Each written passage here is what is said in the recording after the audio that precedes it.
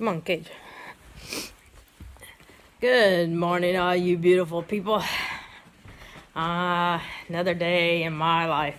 I'm putting the dogs in the cage because it's too bad I don't have smell vision, because we're making in the crock pot today for dinner. I'll show ya.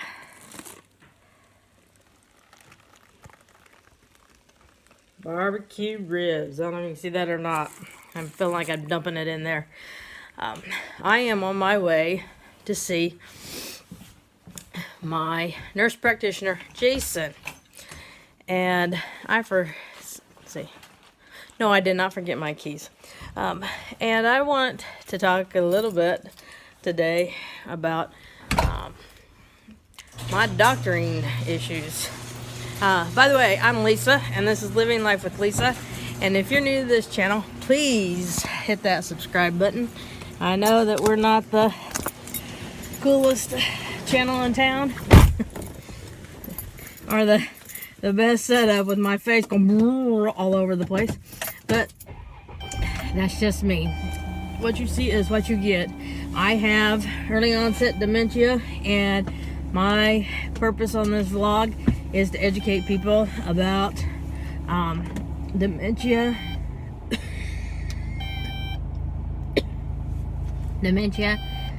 and the stigmas that go along with it, and how some of those stigmas are not called for. Many of them are not called for, and kind of what it's like from the point of view of somebody with it.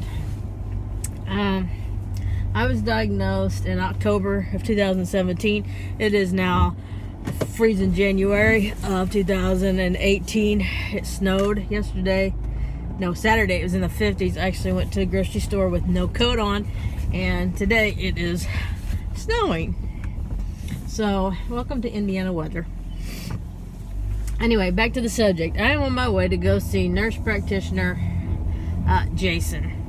And I love Jason. Jason is one of those good old boys. He's down to earth, easy to talk to, salt of the earth.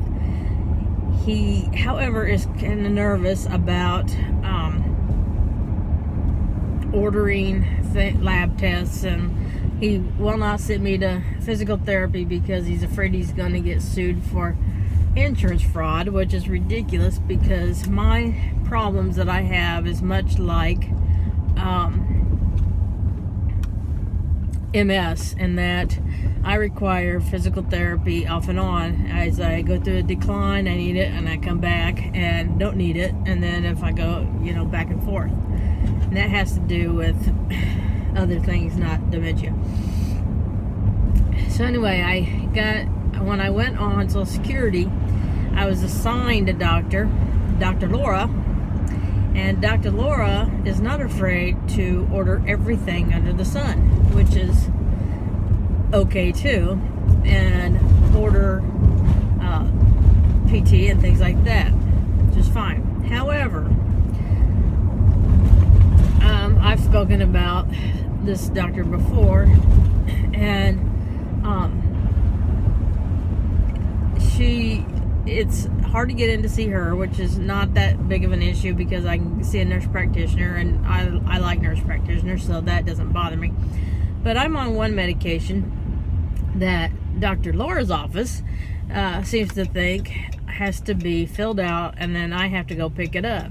And this is the second month that I've called and had it filled, and they said that they tried to fill all medicines in 24 hours. And this is also the second month that they never called me. Well, I need to make life as easy as possible. I don't need life to be hard. It's hard enough as it is, and I am raising 3 boys by myself, doing the job of 2 parents, and have this disease in which I need a caregiver. So it's kind of mind-boggling when you think about it. So I need all the help I can get.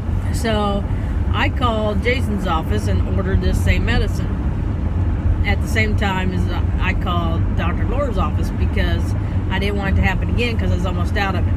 So Jason's office called the pharmacy, gave me 3 refills. Called it into the pharmacy, and I knew it was ready because the pharmacy texted me. And my boys are on medicine that has to stay at the office, and they always call me and say your prescriptions are ready to pick up when you're ready. And I always go pick them up and take them. Dr. Laura's office today told me, no, you're supposed to call back 24 hours after you call to see if it's ready or not. And I said, you know what? I have dementia. I cannot remember all those steps. I need help. I don't need it to be made harder. I cannot call to, it's hard enough to call to remember to make the refill, and then to call 24 hours to make sure that you got the prescription ready. If you can't call me to tell me that it's ready, then I'm just going to get it from my old doctor. And this was one of the bugaboos that Dr. Laura had about me seeing 2 doctors, is one's prescribing medicine and the other one's not, which I get. And so she said, so you don't want this prescription? And I said, no. She said, okay, I'll tell the doctor. And I said, please tell the doctor why. I will.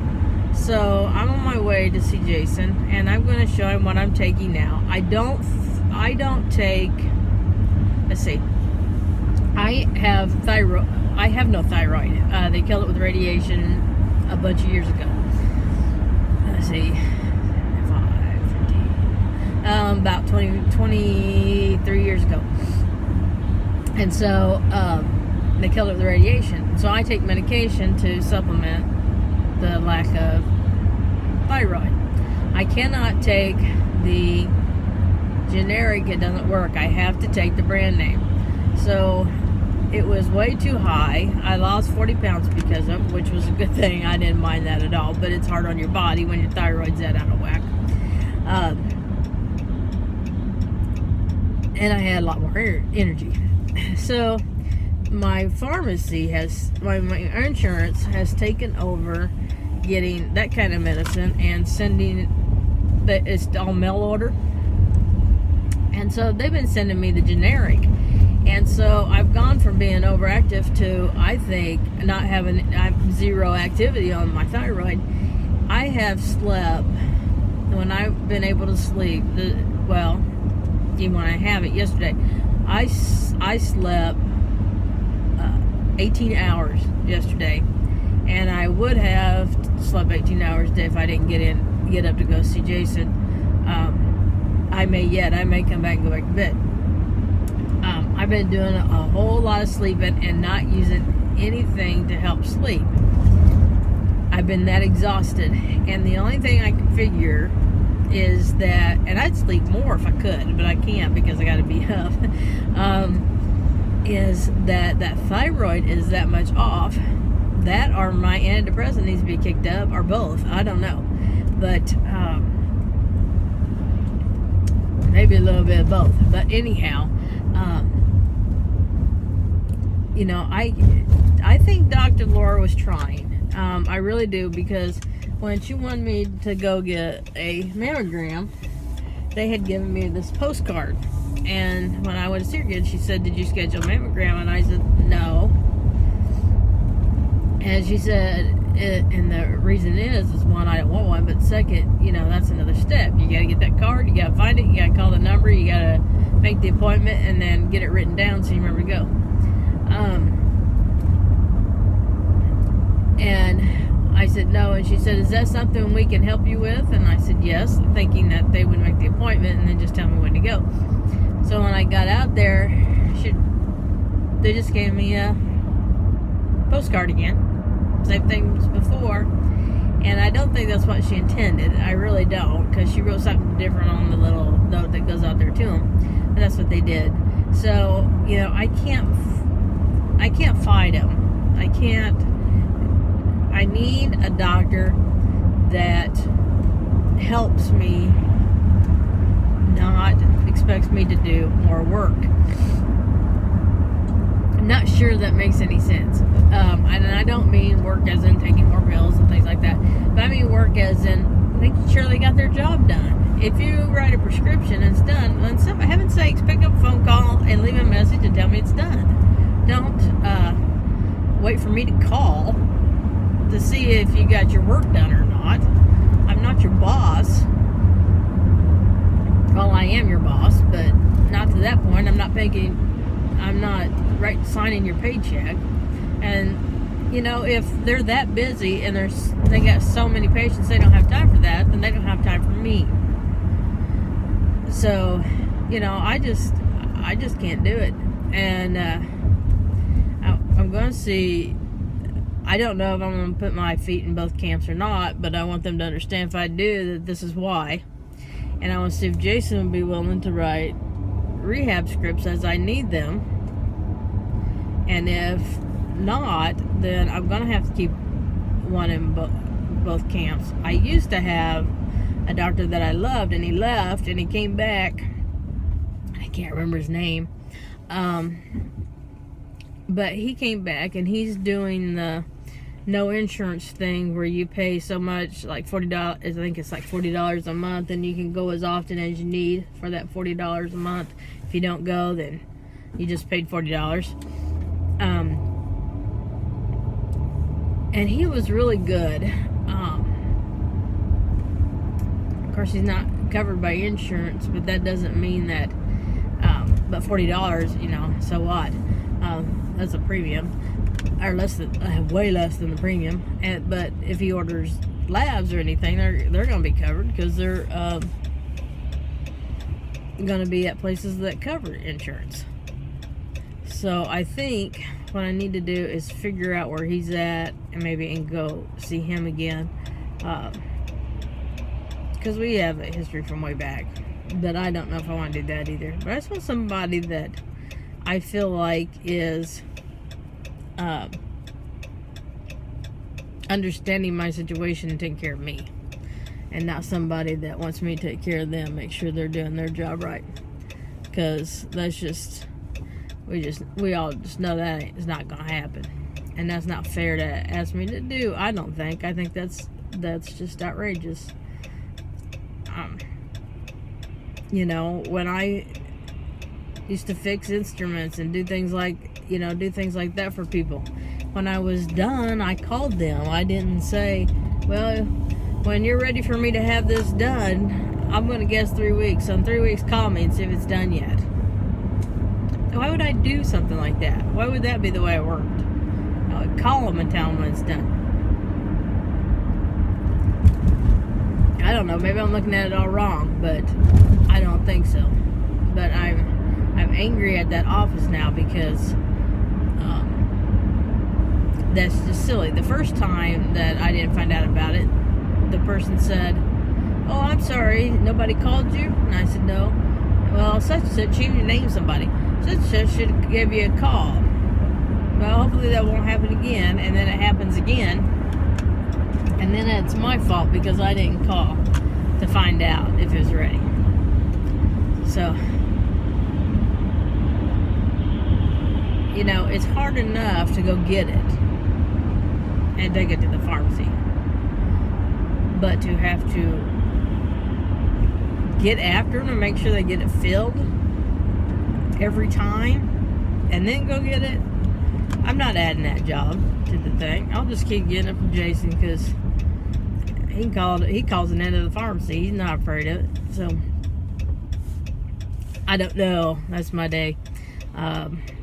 We had a quiet weekend for the most part.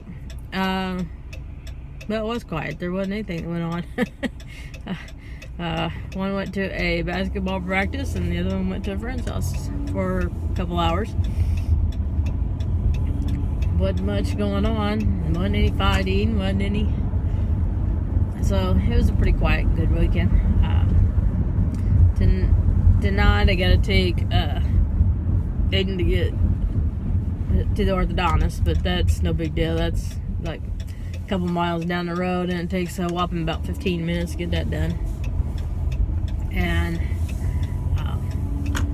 bring him home, and then tomorrow Jesse has an appointment, and then Thursday he has a thing that he has to stay after school for.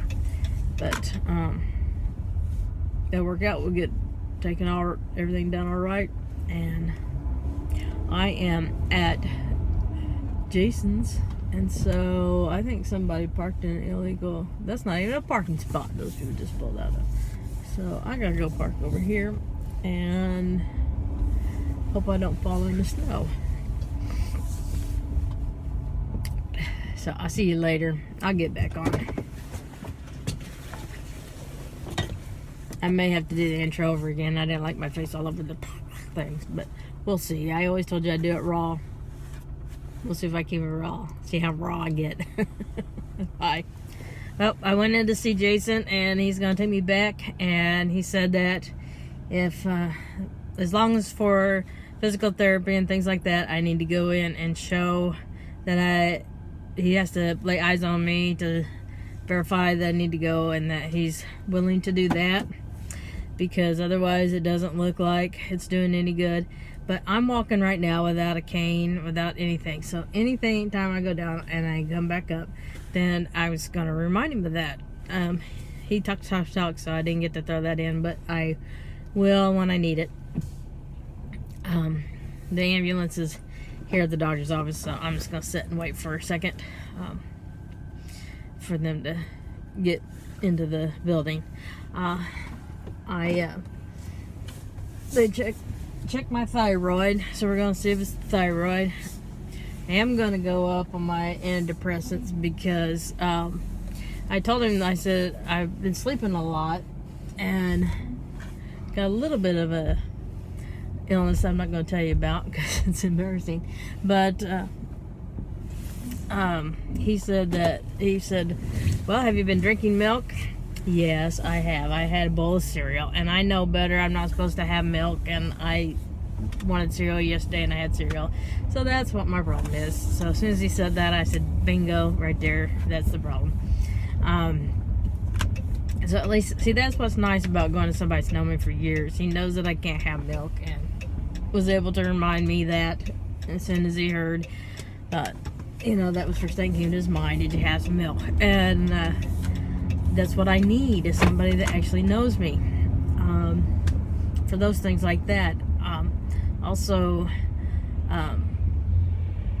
he's just easier to talk to. I don't mind, you know, bumping heads with him if I have to, and he's just really good, and he researches stuff when he finds out stuff, and he goes and he tries to find out more about it, and I appreciate that in doctors. So I'm going back to him, and I'm not going to go back to her anymore because I just don't see where it's worth it. I don't. And I'm not going back up to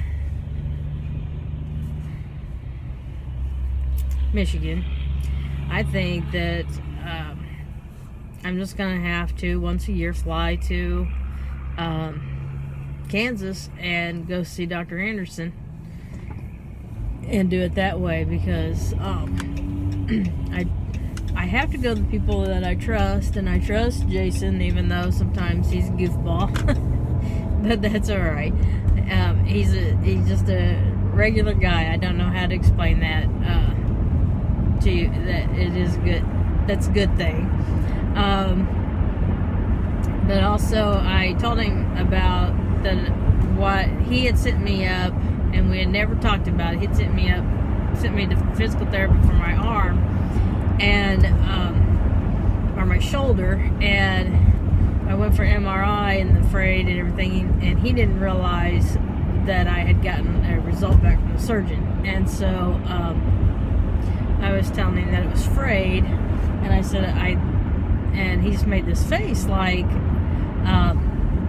he didn't want me to get it done. He said, "You gonna do it?" And I said, "Well, the pain's been so bad." I said, "I've got sympathetic pain across my back, and it's just been really painful." And he said, "Well, why don't we go ahead and up the Cymbalta, because that helps neuropathic pain." And he said, "Maybe that will be enough to help with the pain that you're having." And I said, "Well, what's the worst that could happen if I don't have the surgery?" And he said, "It will tear, but if it tears, then we'll send you up, and then they'll do the same surgery. It'll just be a little bit more urgent. It won't be elective." And I said, well, then let's just do that. Because if we can get the pain down, and let's do it. Because, you know, I told him, you know, I thought that the Cymbalta needed to go up anyway. And he said that he wanted to check thyroid first because he didn't want to chase things, which I understand. And so was going to check the thyroid. If the thyroid was okay, then they would up the Cymbalta. But when I told him how painful my shoulder was and about the shoulder, he said, well, let's go ahead and do the thyroid like we're going to, and let's go ahead and kick up the Cymbalta, because that helps not only with mood and this time of year, because this time of year it's kind of rough anyway because it's always dark and gloomy.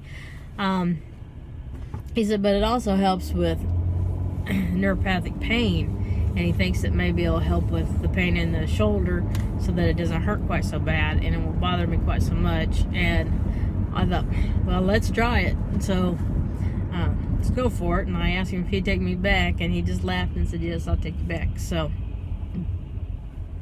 it was a tough decision because I had people on the outside saying, you really need a regular doctor. She's really good. She knows her stuff. And they don't particularly like Jason. But I've gone to Jason for, I've known Jason for, gosh, 20 years probably.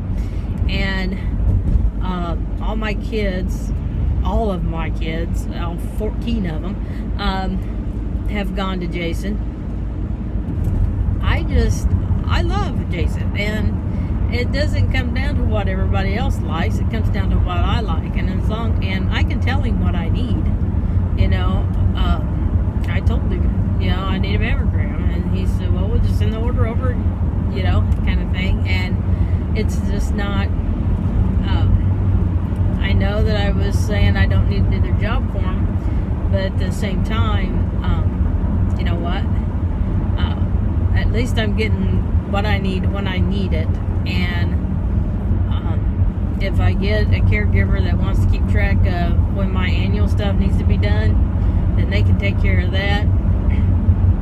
I'd rather do it that way than, like, the last time I forgot about my appointment with Dr. Blackford didn't show up. And then if I do that 3 times, they drop me. So you know, I just always, I'm uneasy there. I don't feel comfortable there. I think she's a good person. I think she's trying to help, but I think they got a whole office staff in the way that doesn't want to do their work. You know, and I could be wrong, because I know a lot of them there. I love them to death, and they've been there forever, and they're good people. But those people aren't the ones in charge of calling me, because I know that if they knew what was going on, they would call me. But it was a hard decision to make, but I just feel like that's what I got to do. I just got to go back to what I know, what I feel comfortable with, and who I feel comfortable with. And, you know, it's in my insurance. It's not like it's out of network or anything. I just have to go with who I feel more comfortable with, and that's what I'm going to do. So, with that, I'm going to leave you. And you all have a wonderful day. Live life to the fullest. Live life with no regrets. And we will see you later. Bye-bye.